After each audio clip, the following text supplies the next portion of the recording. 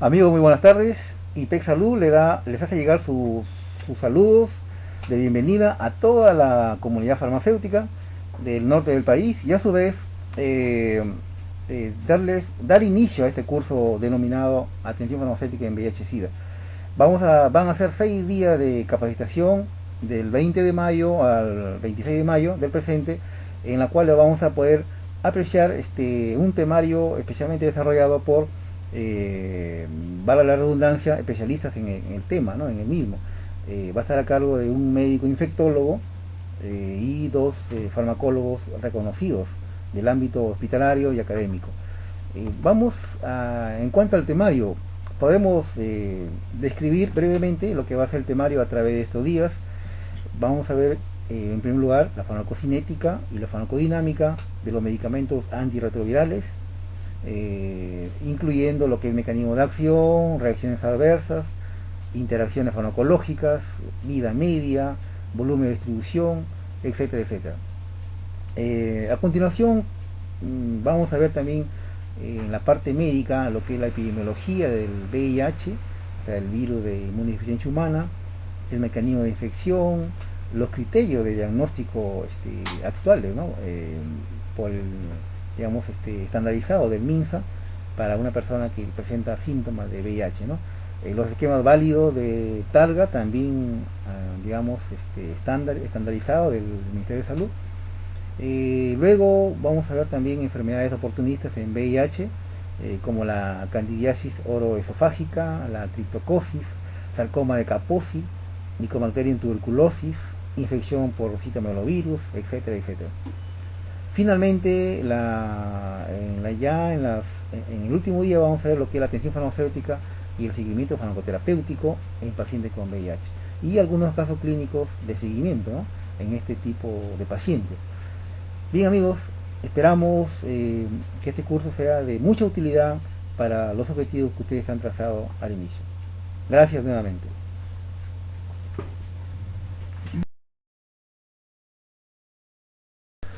Buenas tardes, estamos en el curso especializado de atención farmacéutica en pacientes con VIH.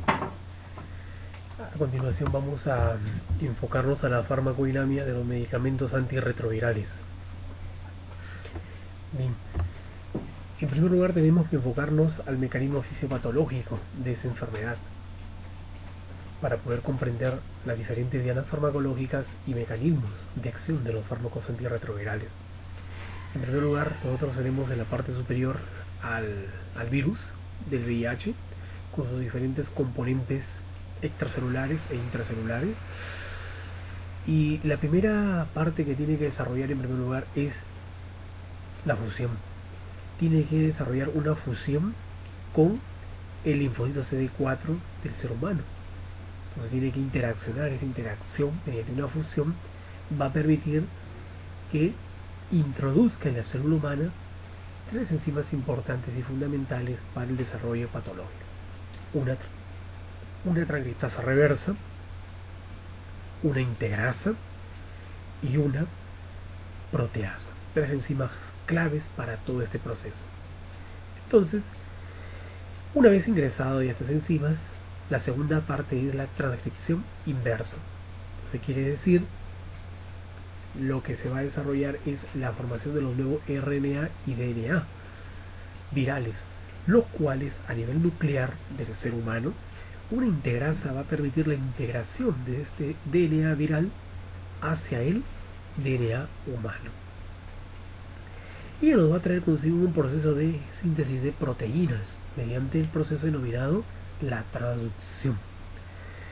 Estas síntesis de proteínas van a ser ensambladas en nuevos viriones para formar nuevos virus del VIH que van a ir hacia nuevas células CD4 para ser infectadas.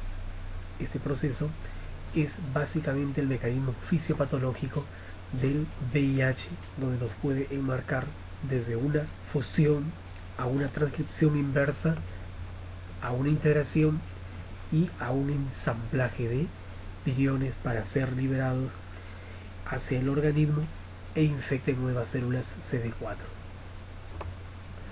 El primer fármaco a conversar hoy día es el tenofovir. Lo primero que tenemos que saber es que el tenofovir es un medicamento antirretroviral de nombre tenofovir disoproxil fumarato. Es un éster. Tener en consideración que es un profármaco y como profármaco necesita ser activado dentro del organismo.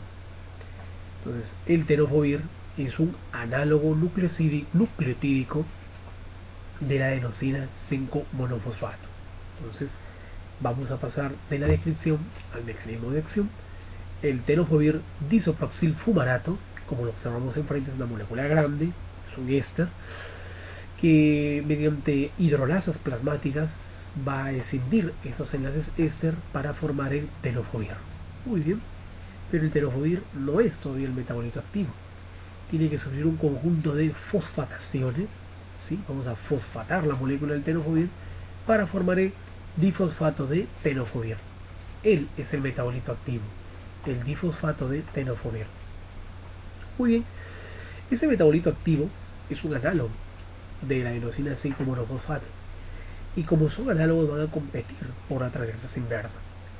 Lo que hay que tener en consideración es que en condiciones normales la transferencia inversa va a permitir la formación de la cadena de DNA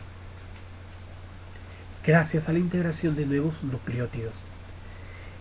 En la parte siguiente podemos encontrar que el inhibidor de la transferencia inversa, como viene a ser el difosfato de tenofovir, se va a unir a la cadena de DNA. Se va a unir y de esta forma va a evitar que los nuevos nucleótidos puedan reconocer y unirse. Sí, como no van a tener las mismas terminales, no van a poder unirse a la cadena de DNA que está siendo elongada. Y de esta forma va a suprimir y a bloquear la perpetuación de la cadena de DNA. Por lo tanto, se inhibe la unión a la cadena del DNA, entre la cadena del DNA y los nuevos nucleótidos terminales. Entre las principales reacciones adversas que podemos encontrar a nivel dermatológico tenemos el prurito y el rash, que es muy común con esos fármacos antirretrovirales.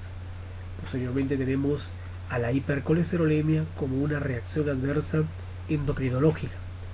Se caracteriza porque, y tenemos que tener un especial cuidado porque el incremento de la hipercolesterolemia o del colesterol nos puede traer consigo a un incremento y acumulación de las LDL a nivel de los vasos sanguíneos y de esta forma iniciar la formación de la placa ateromatosa.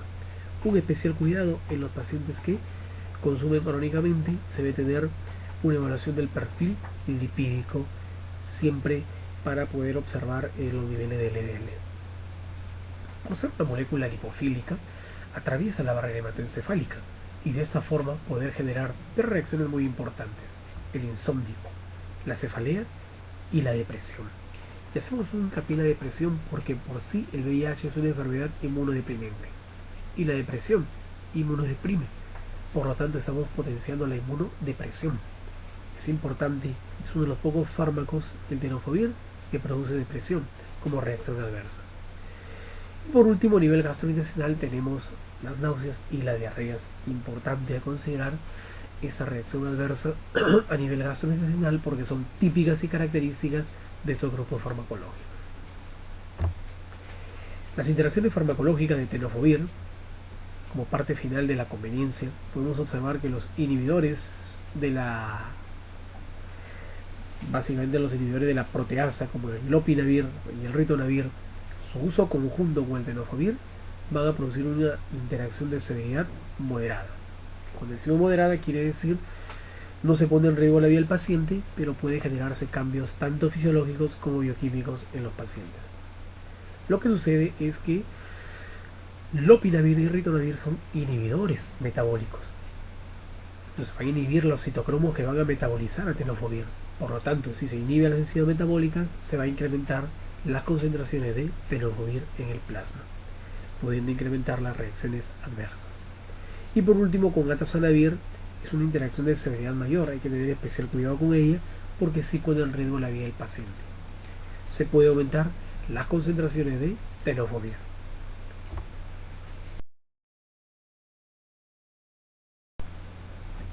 El siguiente medicamento a estudiar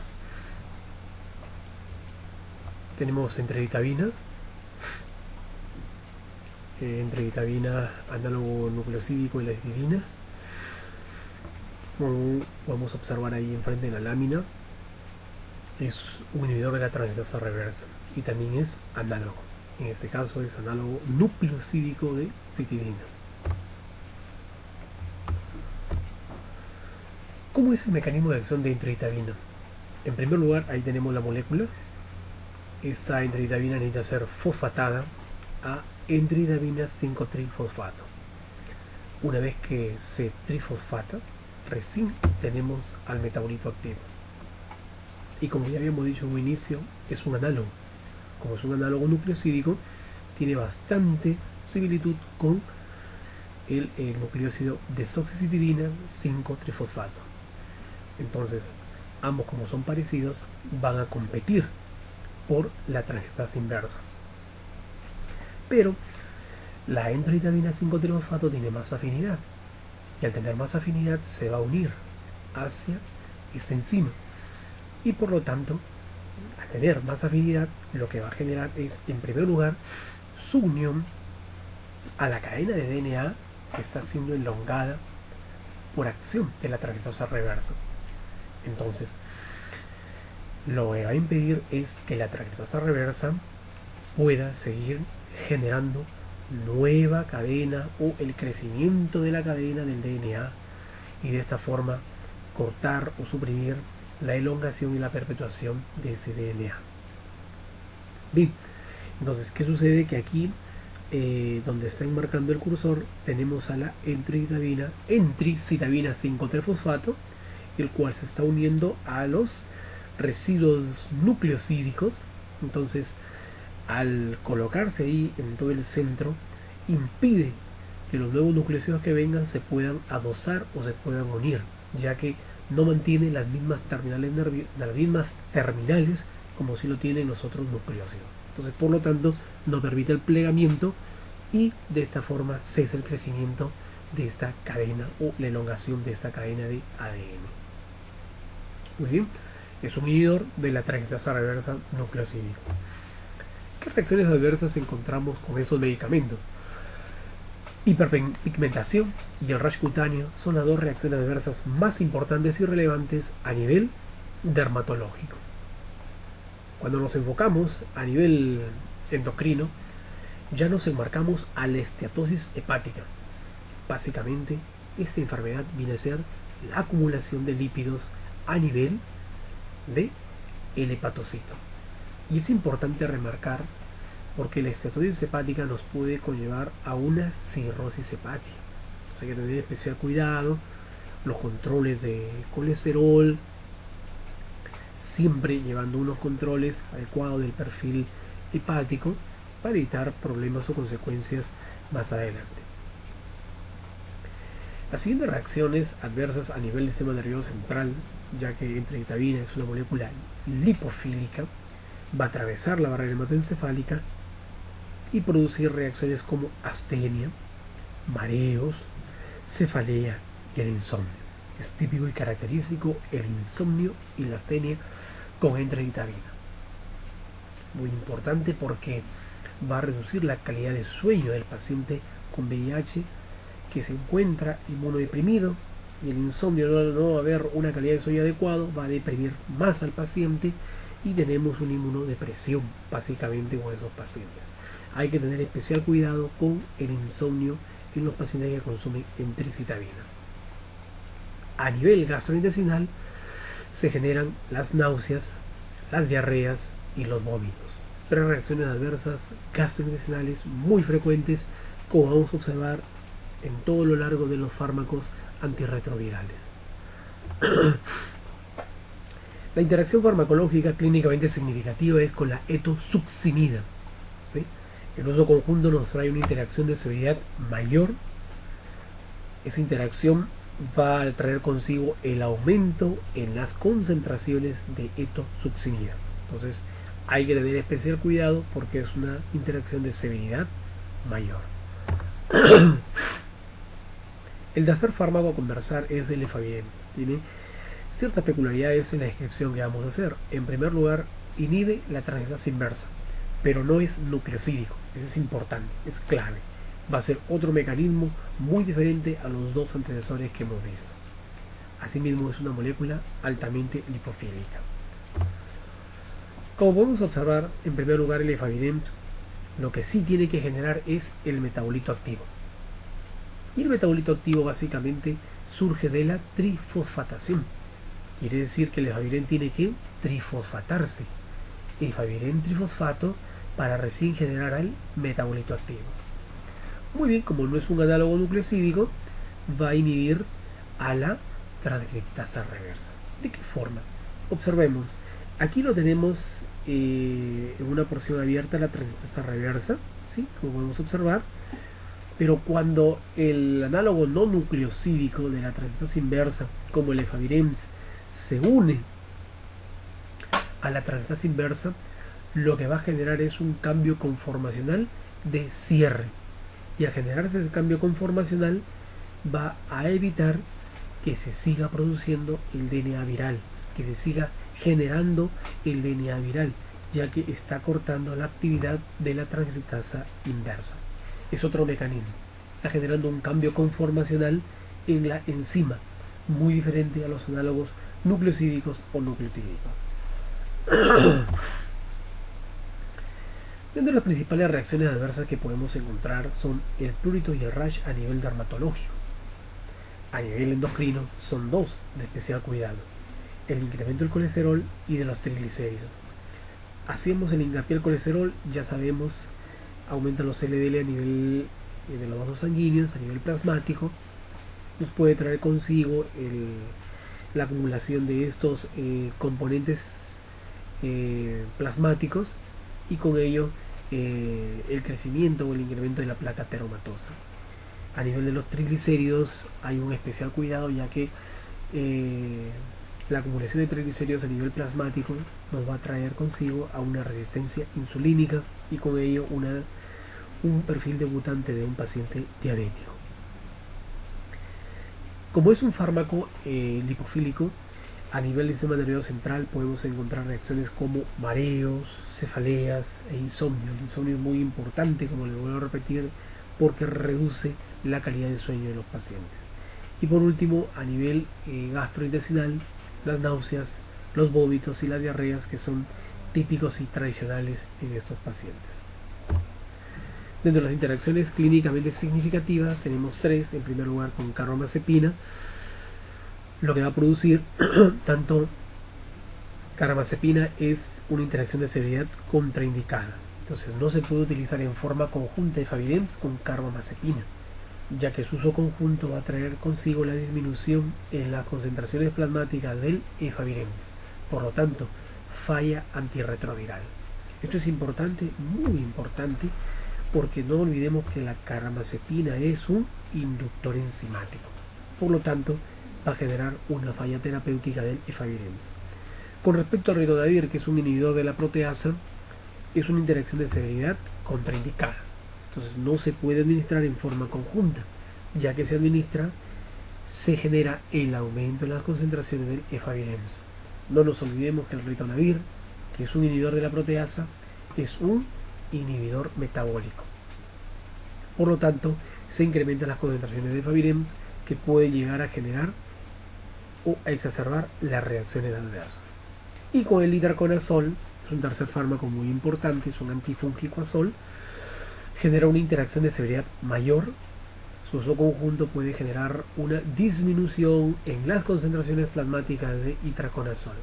No olvidemos que el efavirenz puede generar una inducción enzimática en el metabolismo del itraconazol y con ello disminuir las concentraciones del antifúngico y falla terapéutica. Siguiente fármaco, la amibudina, fármaco muy importante, muy interesante, como lo podemos observar en la descripción química de enfrente. Es un inhibidor de la transcriptasa inversa, análogo nucleosídico. Entonces, quiere decir que dentro de su mecanismo, primero que tiene que hacer es fosfatarse. Fosfatarse para generar el lamivudina trifosfato. Ahí recién tenemos al metabolito activo. Entonces, la amibudina lo que va a hacer es competir con el análogo nucleosídico, se va a unir, a fijar en los residuos nucleosídicos que están uniéndose para formar la cadena de DNA viral. Entonces, por lo tanto, al unirse aquí a la cadena de ADN que está creciendo, va a impedir que los próximos nucleósidos vengan y se unan y puedan generar el crecimiento de la cadena. Pero, como la mibudina trifosfato ya se unió a esa cadena en crecimiento, los posteriores nucleósidos no van a poder unirse para permitir un crecimiento. Entonces, por lo tanto, es un inhibidor de la transcriptasa reversa o inversa análogo nucleosídico, que tiene que competir con un nucleósido. Principales reacciones adversas tenemos la tos a nivel respiratorio. A nivel endocrino tenemos el crecimiento hepático, la hepatomegalia y la pancreatitis, que es un problema muy importantísimo, la pancreatitis. Y luego tenemos las cefaleas. Por ser un fármaco lipofílico, va a atravesar la barrera hematoencefálica y generar este problema de cefaleas. A nivel gastrointestinal, como venimos diciendo, básicamente las náuseas y la diarrea son algo típico y de alta frecuencia en los pacientes que tienen estos problemas. Dentro de las interacciones farmacológicas, bueno, formamos un asterisco, son muy seguros la mibudina, no tiene interacciones clínicamente significativas, hay solo una que es con el cotrimoxazol, pero es de severidad menor, por lo tanto no hay que tener un especial cuidado en ello, y es un medicamento que puede ser combinado con cualquier medicamento. El siguiente fármaco es el abacavir. El abacavir, en primer lugar, es un inhibidor de la transcriptasa inversa, como podemos observar, análogo nucleosídico. Como observamos, una molécula lipofílica que en el organismo va a ser fosfatada y generar el metabolito activo de nombre carbovir trifosfato. Este carbovir trifosfato es el metabolito activo del abacavir. Va a competir con la desoxiguanosina 5-trifosfato. Entonces van a competir por el sitio de unión de los nuevos nucleósidos. Va a tener el mismo mecanismo de acción tanto que tenofovir y entrectabina. Se va a unir a los residuos nucleosídicos. De esta forma, al unirse, va a impedir que los nuevos nucleósidos que vengan puedan fijarse al carbovir trifosfato porque no tienen afinidad, porque tienen diferentes terminales hidroxílicas. Entonces, por lo tanto, el crecimiento de la cadena no se da en forma adecuada y cesa el crecimiento de la cadena del DNA viral. Las principales reacciones adversas que tenemos es el rash cutáneo típico y tradicional, muy alto esa prevalencia en esta reacción adversa. Algo ya conocido por nosotros es la esteatosis hepática, la acumulación de lípidos a nivel de el hepatocito, es muy común. Hay que tener siempre un perfil hepático cuando se trabaje con ellos o cuando se utilice el tratamiento, y la determinación del colesterol también es muy importante. Dentro de las reacciones a nivel del sistema nervioso central encontramos la cefalea, pero algo muy importante son los desórdenes del sueño, ya que estos fármacos llevan consigo, la abacavir trae consigo a problemas como las pesadillas, como parte del desorden del sueño o trastorno del sueño que puede generar. Y a nivel gastrointestinal tenemos las náuseas y los vómitos. Lo que hemos manifestado son las principales reacciones adversas al abacavir. Dentro de las interacciones clínicamente significativas tenemos con la metadona. La metadona, no olvidemos que es un opioide fuerte, analgésico central.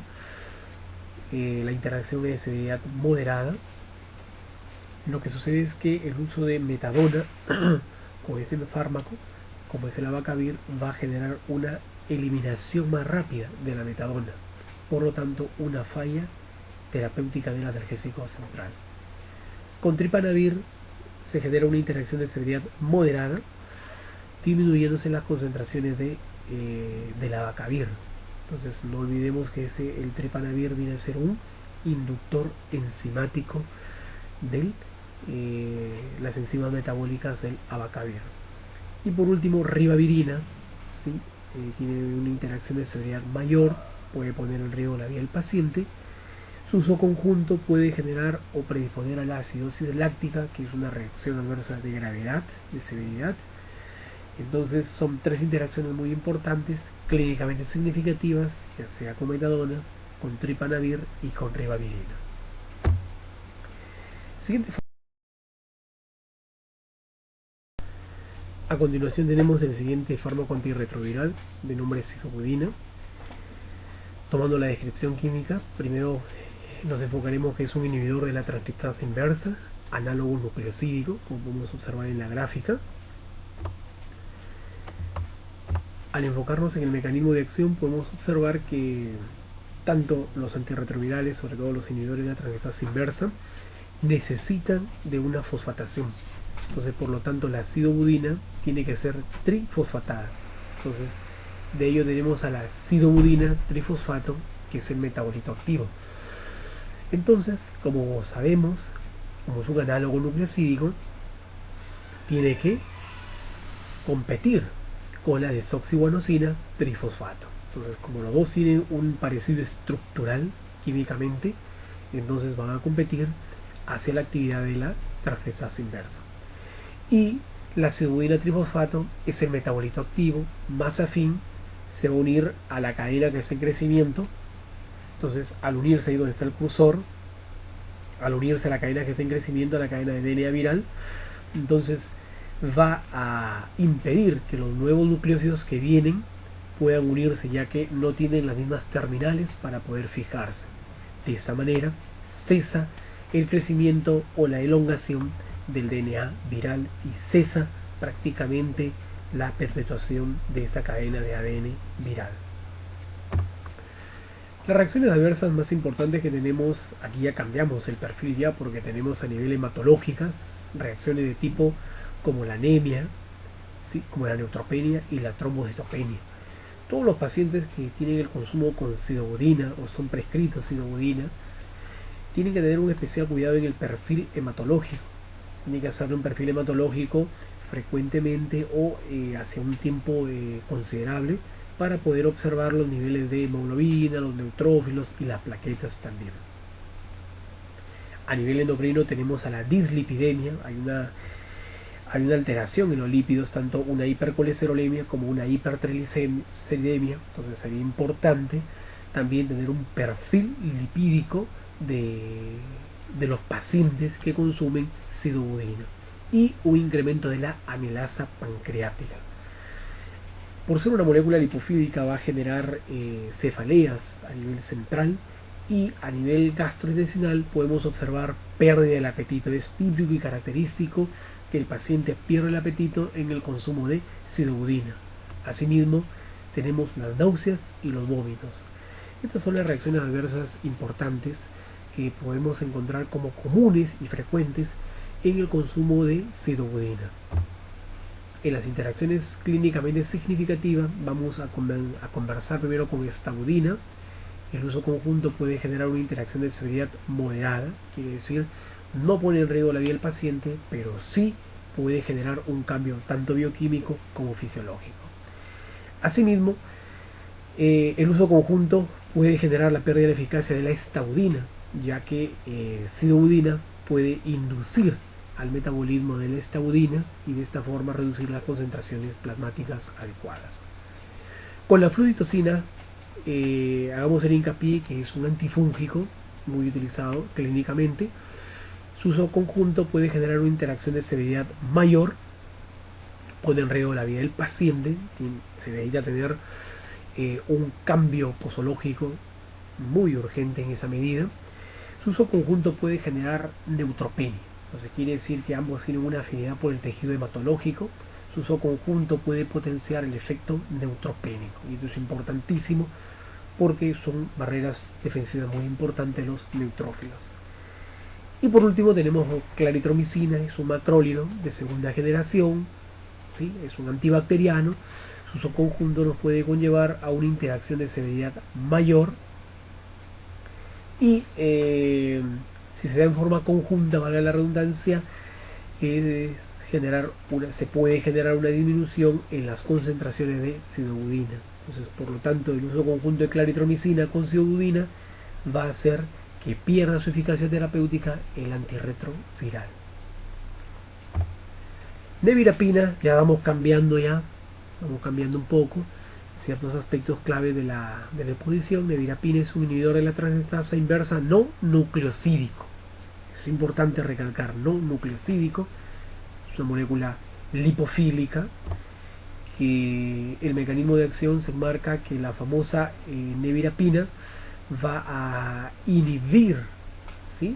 Como podemos observar aquí, va a inhibir a la transcriptasa inversa, pero ¿de qué forma? Va a hacer que se desarrolle o que se genere un cambio conformacional de esta enzima.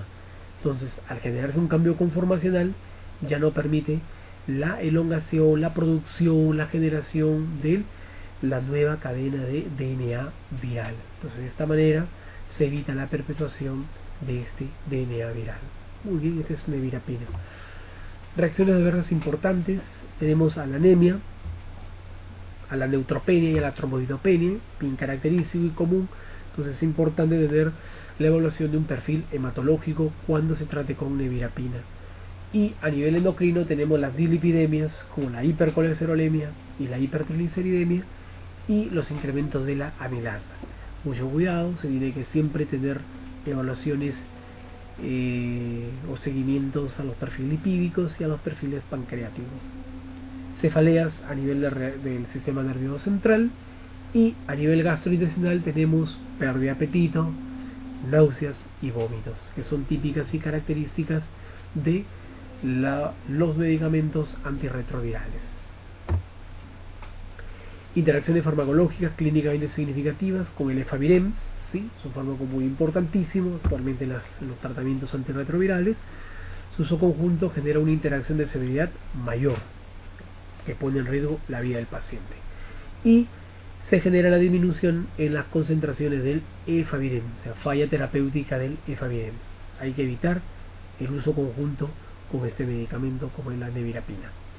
Con la carbamazepina, no olvidemos que es un anticonvulsivante, está terminantemente contraindicado el uso de nevirapina con carbamazepina. Se puede generar la disminución en la concentración de nevirapina, por lo tanto, falla terapéutica del antirretroviral.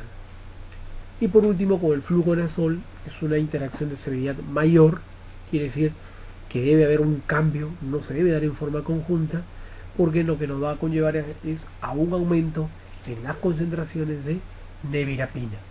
Fluconazol, no olvidemos, es un antifúngico azólico, utilizado clínicamente con bastante frecuencia. Y ya estamos cambiando ya el lenguaje, entramos a lopinavir, un inhibidor de la proteasa, ¿sí? Aquí lo tenemos, es una molécula grande. Aspectos importantes, observemos aquí tenemos a la proteasa, una enzima clave que cuando el virus entraba, recuerdan en las primeras diapositivas, el virus al entrar liberaba tres enzimas importantes, la transcriptasa reversa, la proteasa y la integrasa. Entonces, ¿qué es lo que hace el famoso lopinavir? Es inhibir a esa enzima de nombre proteasa, y de esta manera evita que los fragmentos proteicos sean degradados para posteriormente ensamblados y liberar los viriones. Reacciones adversas, la neutrofilia es una reacción adversa muy frecuente con este inhibidor de la proteasa, el incremento de las transaminasas hepáticas, por eso hay que hacer siempre un perfil de estas transaminasas, GOT, GPT y de la fosfatasa alcalina. Y la cefalea es un tipo de cefalea muy importante por ser un fármaco lipofílico, genera, atraviesa la barrera hematoencefálica y desarrolla la cefalea, pero es una cefalea tipo migrañosa, o sea, diferente característica a una cefalea tensional. Y por último, a nivel gastrointestinal podemos observar las náuseas, los vómitos y las diarreas. ¿Qué interacciones farmacológicas significativas tenemos? Uno, con simvastatina, no olvidemos que es una estatina, es un profármaco. Su uso conjunto está contraindicado porque se acrecientan los riesgos de miopatías. No olvidemos que lo que se está generando es inhibir el metabolismo de simvastatina. Por lo tanto, se acrecientan las concentraciones de la estatina, generando las miopatías. Midazolam es una benzodiazepina muy utilizada por su efecto hipnótico. Su uso conjunto está contraindicado con ese inhibidor de la proteasa. El detalle está en que el uso conjunto va a incrementar las concentraciones del midazolam. Entonces, un incremento de esta benzodiazepina nos puede llevar a problemas en el movimiento, problemas básicamente de funcionalidad del sistema nervioso central, ¿no? De coordinación motora. Y por último el nimodipino, que es un bloqueador de canal de calcio, es un irrigador del sistema nervioso central, cerebral. Su uso conjunto está contraindicado, ya que si se usa en forma conjunta aumenta la concentración del nimodipino. Por lo tanto puede acrecentarse la predisposición a la hipotensión. El ritonavir, también de la misma familia, es un inhibidor de la proteasa, como mostramos enfrente. Es una molécula grande y el mecanismo de acción es similar a lopinavir, inhiben a la proteasa. La inhibición de la proteasa evita el desdoblamiento o la fragmentación de las proteínas grandes. Dentro de las reacciones adversas, aparte de la neutrofilia que genera lopinavir, tenemos anemia. Entonces siempre se tiene que hacer un perfil hematológico en esos pacientes que reciben los inhibidores de la proteasa. Se incrementan también las transaminadas hepáticas, ¿sí? GOT, GPT y también fosfatas alcalinas. Siempre hay que tener una determinación para poder observar cómo están estos parámetros bioquímicos. La cefalea como reacción adversa a nivel del sistema nervioso central, ¿sí? Y a nivel gastrointestinal, como le venía diciendo, es típico y común de los antirretrovirales las náuseas, los vómitos y las diarreas. ¿Cuáles son las interacciones farmacológicas clínicamente significativas? Con carbamazepina, recordemos que la carbamazepina, su uso conjunto está contraindicado, no se debe utilizar ese inhibidor de la proteasa con carbamazepina, ya que la carbamazepina es un inductor enzimático, por lo tanto disminuye las concentraciones plasmáticas de ritonavir. Por lo tanto, falla terapéutica del antirretroviral. Con efavirenz, es un antirretroviral muy importantísimo, está contraindicado su uso y el uso conjunto va a incrementar las concentraciones de ritonavir. Entonces, al incrementar el ritonavir se puede acrecentar los problemas de seguridad. Y con la simvastatina no olvidemos que también es una estatina, ¿sí?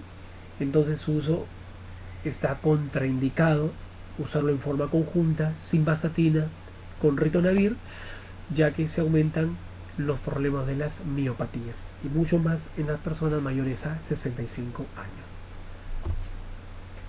Enfuvirtida, cambiamos ya el lenguaje porque enfuvirtida es un inhibidor de la fusión. Recuerden bien cuando hablamos del mecanismo de acción, enfuvirtida, el virus cuando se va a unir al linfocito CD4 para poder liberar sus enzimas tiene que generar una fusión. Entonces esa fusión es donde actúa la enfuvirtida, como vamos a observar aquí en el centro. La enfuvirtida lo que va a evitar es que se pueda unir básicamente el virus con el linfocito CD4, se interpone entre los dos y evita la fusión. Por eso es un inhibidor de la fusión, es una molécula muy grande. Principales reacciones adversas, aquí ya cambiamos el lenguaje porque nos vamos al perfil renal.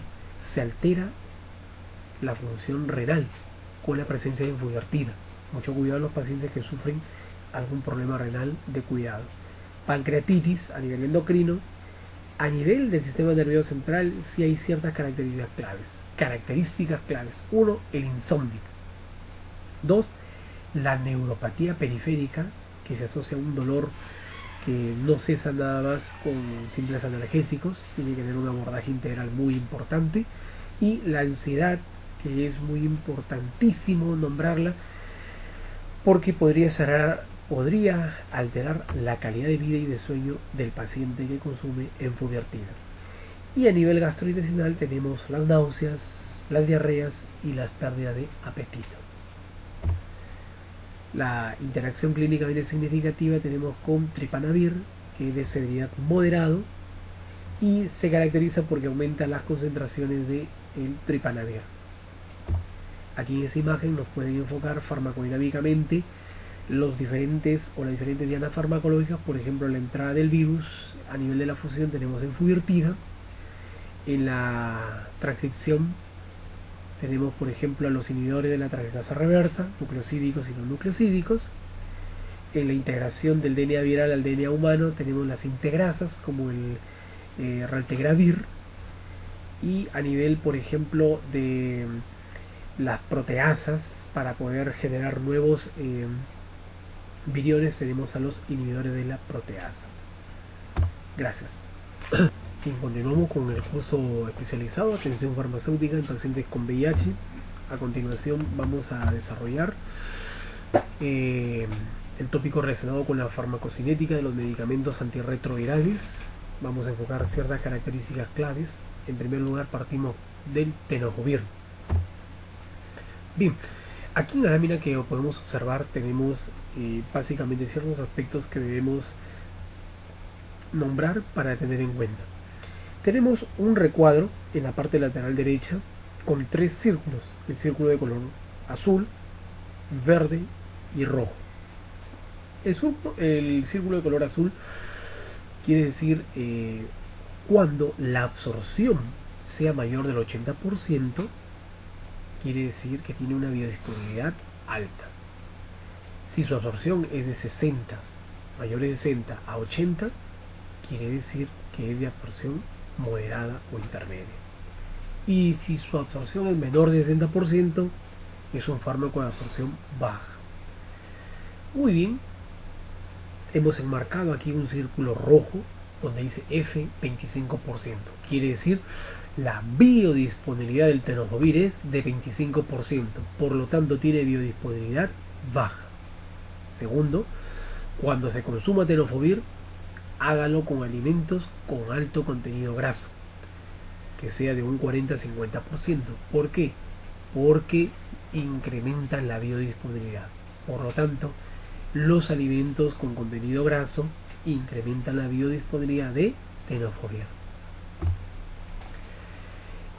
UPP es unión a proteínas plasmáticas, dice que se une menor a un 7%, por lo tanto es de baja unión a proteínas plasmáticas. Pero si observamos en la parte inferior, volumen de distribución alto en azul, volumen de distribución bajo en verde.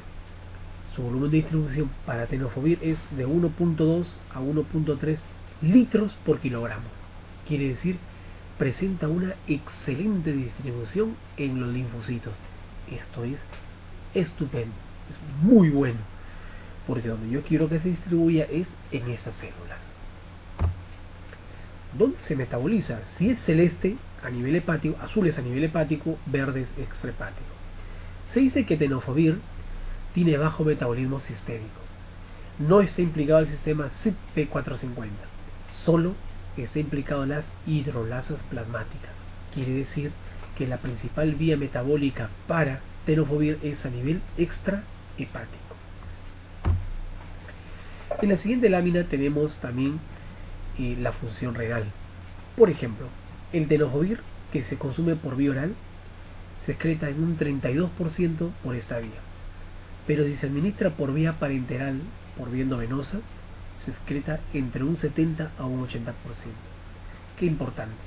Qué importante porque la excreción, el porcentaje de excreción va a depender de la vía de administración. El clearance renal es de 243.5 mililitros por minuto y el tiempo vida media es de 17 horas. Quiere decir que es un tiempo vida media intermedia, ¿no? Muy bien. Y la vía endovenosa para la vía oral es 17 horas, para la vía endovenosa es de 4 a 8 horas. Entonces quiere decir permanece en el plasma por un mayor tiempo cuando se administra por la vía oral. Muy bien, como podemos observar, en rojo por vía oral su excreción es menor al 60% y en verde cuando es entre un 60 a un 80. Como está aquí de 70 a 80 es de excreción intermedia por vía renal cuando se administra por vía endovenosa. Siguiente fármaco a conversar es entricitabina. Como podemos observar, el círculo de color azul quiere decir que enteritabina tiene una alta biodisponibilidad y los alimentos no alteran este proceso. Por lo tanto, puede ser consumido con alimentos. La UPP es baja, menor al 4%, y la literatura no refiere datos respecto al volumen de distribución. Con respecto al metabolismo, lo hemos enmarcado de color azul porque es un metabolismo hepático bajo, aproximadamente un 13% se metaboliza por esta vía. Asimismo, también dentro de esa vía hepática es vía oxidación y vía glucuronidación. Son dos vías para metabolizar a este medicamento enteritabina, vía oxidativa y vía glucuronidación.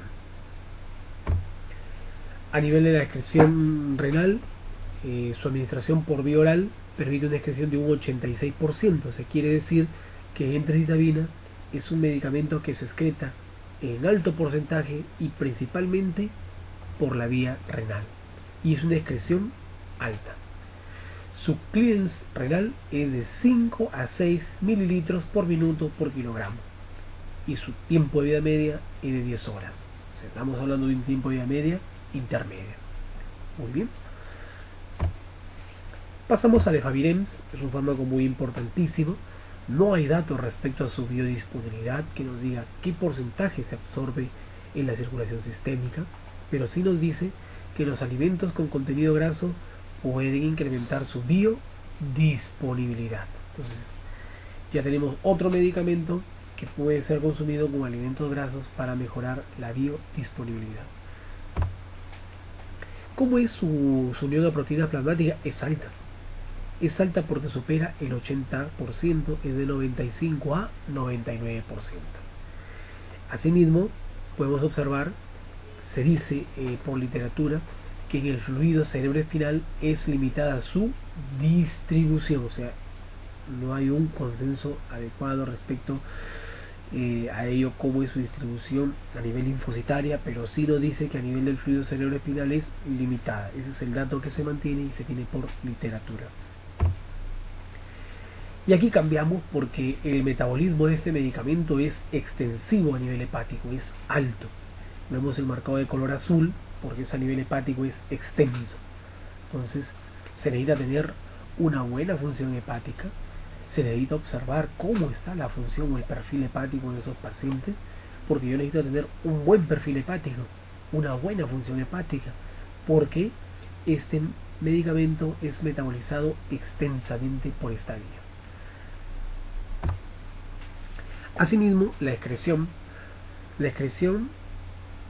por dos vías, por la vía renal, que es baja, de torno al 60%, y también por las heces, que también es ligeramente baja, podríamos decir, porque llega de 16 a 61%. Entonces quiere decir que se excreta principalmente por dos vías, tanto la renal como por las heces. Comparte doble vía, y esto es importantísimo cuando un fármaco tiene dos vías de eliminación, ya que satura menos a una, sobre todo en pacientes que tienen una función renal alterada. Entonces, por lo tanto, al tener dos vías de eliminación, esto va a saturar menos la función renal. El clearance renal no hay un dato disponible, y el tiempo de vida media sí es alto, es prolongado. Aproximadamente estamos hablando de un 52 a 76 horas de tiempo de vida media para este medicamento. Pasamos a la amibudina, un fármaco muy importante, muy interesante en la farmacodinamia, pero ahora vamos a observar su farmacocinética. Biodisponibilidad alta, supera el 80%, y podemos encontrar más de un 80% a nivel de la circulación sistémica. Y se puede consumir con alimentos, ya que estos no alterarán su biodisponibilidad. La proteína plasmática, su unión es baja, es menor a un 60%, y algo muy importante de remarcar, este medicamento, como la amibudina, se distribuye excelentemente en los linfocitos, y eso es muy bueno, tiene una excelente distribución a nivel del linfocito, volumen de distribución alto. A nivel hepático tiene bajo metabolismo hepático, se metaboliza en el hígado, como podemos observar, pero su metabolismo es bajo. Y dentro de las vías metabólicas tenemos a las enzimas sulfotransferasas, son las que metabolizan a este medicamento para poder ser eliminado o excretado. Con respecto a la función renal, hay claro de que su excreción es por vía renal principalmente y es de una excreción moderada o intermedia, 70%. El clearance renal es de 260 mililitros por minuto. Estamos hablando de un aclaramiento muy importante. Y el tiempo de vida media es corto. Ese medicamento en el organismo dura aproximadamente de 5 a 7 horas su tiempo de vida media. Básicamente quiere decir que a esa hora podemos encontrar a la mitad las concentraciones plasmáticas de medicamento. Y el famoso abacavir, que es un fármaco muy utilizado en el tratamiento antirretroviral, vamos a observar las características farmacocinéticas. Tiene biodisponibilidad alta, supera el 80%, excelente. Los alimentos no alteran su biodisponibilidad, por lo tanto puede ser consumido con o sin alimentos este medicamento en el tratamiento del paciente. La UPP es baja, 50%, o sea, su unión es de 50, o sea, es baja, y tiene muy buena distribución a nivel de las células rojas, los hematíes o de los glóbulos rojos, y tiene un volumen de distribución alto, ya que el valor es de 0.86 litros por kilogramo. Cuando hablamos del metabolismo, se metaboliza en primer lugar a nivel hepático, vía principal. Está implicado el sistema glucoronosil transferasa. Entonces estamos hablando de un sistema enzimático muy importantísimo que va a generar la eliminación de este medicamento. A nivel renal se excreta por dos vías, por la vía renal y por la vía de las heces, teniendo en consideración que principalmente este fármaco se excreta por la vía renal, por la orina, en un porcentaje alto, mayor al 80%, y por la vía de las heces en un porcentaje bajo. El clearance renal es de 0.8 litros por kilogramo hora y su tiempo de vida media es corto, 1.5 horas es bajo su T-medio. Sidobudina también habíamos conversado, un fármaco muy importante, muy interesante. Tiene una biodisponibilidad intermedia o moderada, estamos hablando de un 64%. Se puede consumir con o sin alimentos. Los alimentos no alteran la biodisponibilidad, la estructura y la estabilidad del medicamento, no hay ningún problema. En unión a proteínas plasmáticas es un aspecto muy importante porque es bajo, su UPP es baja, 38%. Su volumen de distribución es alta, o sea, se distribuye ampliamente en el organismo, es de 1.6 litros por kilogramo. Presenta buena distribución en el fluido cerebroespinal. Esa es la característica clave de ese medicamento sidobudina. Su metabolismo, como observa la gráfica, es principalmente por la vía hepática, es extenso, entonces se necesita tener una buena función hepática, no olvidemos controlar, evaluar siempre el perfil hepático, porque este medicamento, para ser degradado, hace trabajar bastante al hígado. Se implica el sistema oxidativo y glucoronosil transferasa, dos sistemas importantes para poder metabolizar este medicamento.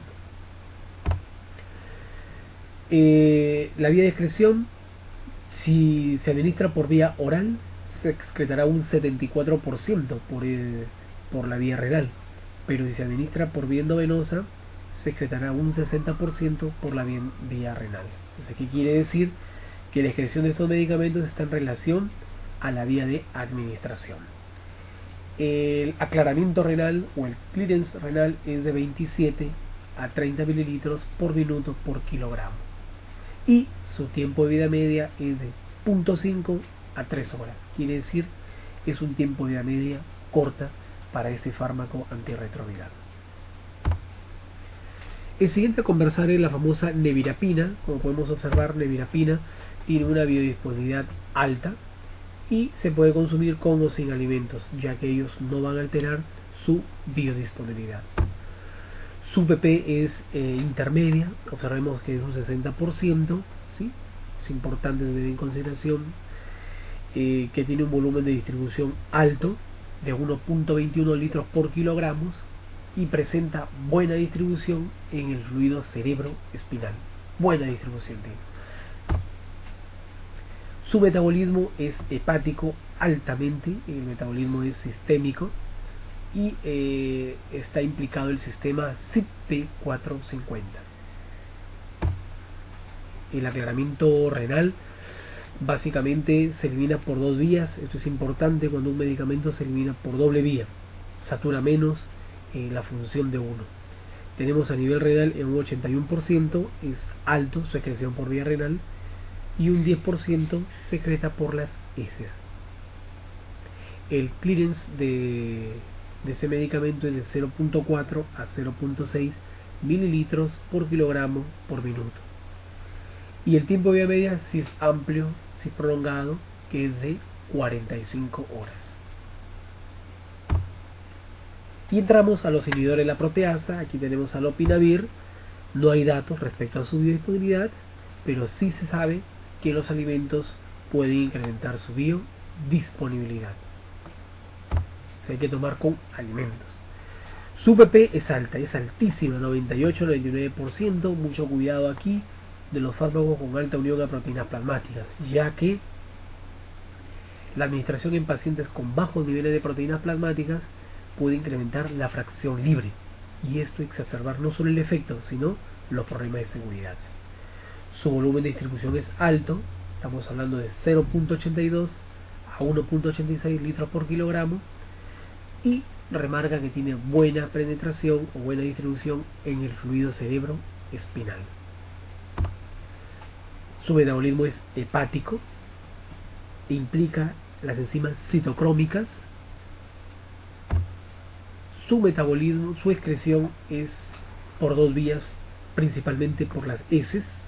Por las heces se elimina un 20% y un 2% por la vía renal. Entonces, dos vías, pero ese fármaco se elimina principalmente por la vía de las heces. El clínico renal es de 5.9 litros por hora y su tiempo de vida media es de 3.67 horas. Quiere decir, es un tiempo de vida media corta. Muy bien. Luego pasamos al famoso ritonavir. El ritonavir es un inhibidor de la proteasa. No tenemos datos de la biodisponibilidad, pero sí se conoce que los inhibidores de la proteasa deben ser consumidos con alimentos para incrementar este parámetro. Al igual que lopinavir y ritonavir, tienen una unión a proteínas plasmáticas altas, de un 98 al 99%. Especial cuidado en los pacientes con bajos niveles proteicos, no olvidemos. Su volumen de distribución es alto, de 0.4 litros por kilogramo.